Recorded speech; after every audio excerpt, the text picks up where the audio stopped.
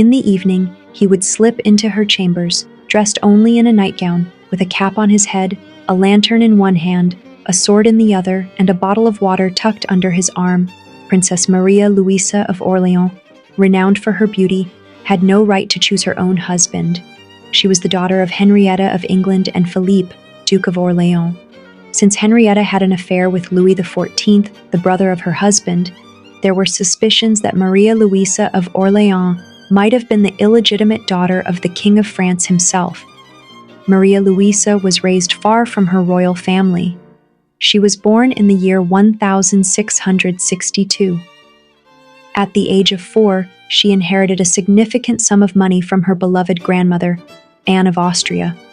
But as an 8-year-old child, the French princess lost her mother. Henrietta of England died suddenly.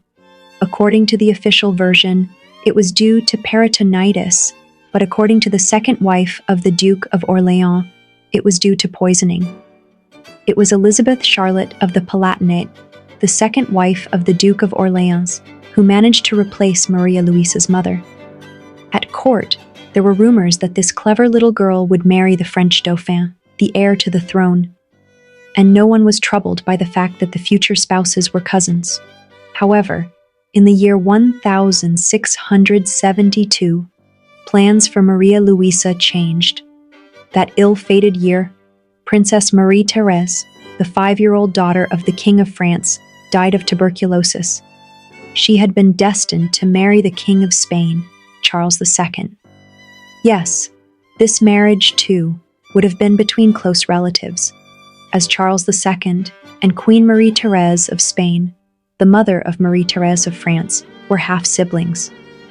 France and Spain were often on the brink of war, and political marriages were necessary to maintain balance between the two nations. Therefore, Louis XIV replaced his daughter with his 16-year-old niece, Maria Louisa. Upon hearing that her hand had been given to the King of Spain, the young woman fainted. Her despair was understandable to many. Charles II was a product of Habsburg inbreeding, mentally impaired, with a protruding lower lip that prevented him from speaking clearly and caused constant drooling. Charles II suffered from epileptic seizures, digestive disorders, and had great difficulty moving independently.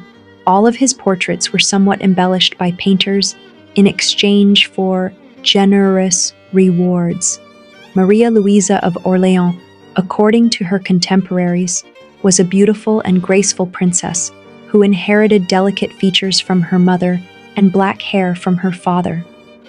In France, she had received an excellent education. She knew Latin, sang well, danced, and played music. Some portraits might cast doubt on her beauty, but they were painted in Spain, so perhaps they were made to make her resemble her rather unattractive husband. According to some rumors of the time, Maria Louisa fainted on her wedding night as well. She found her husband repulsive, and this was entirely justified, despite Charles II's good manners. It remains unknown to this day whether their marriage was ever consummated. The king was accused of incompetence in such matters, while the queen, distressed by the marriage, was accused of infertility. One monk even suggested that Charles undergo an unusual and even sacrilegious exorcism, which involved rubbing relics on their bodies as they lay together in bed. However, even this procedure proved ineffective, and in the end, the royal couple had no children. For us, of course, this is unsurprising given the health of Charles II. Nevertheless, the shared goal of conceiving an heir ultimately brought the couple closer together. Maria Louisa resigned herself to her fate. It is likely that, in her own way, she even loved her husband. And perhaps they would have lived long and happily if not for the Queen's sudden death on the 12th of February in the year 1689. Officially, she died of natural causes, but the court buzzed with rumors of poisoning. After all, she was an inconvenient, childless queen.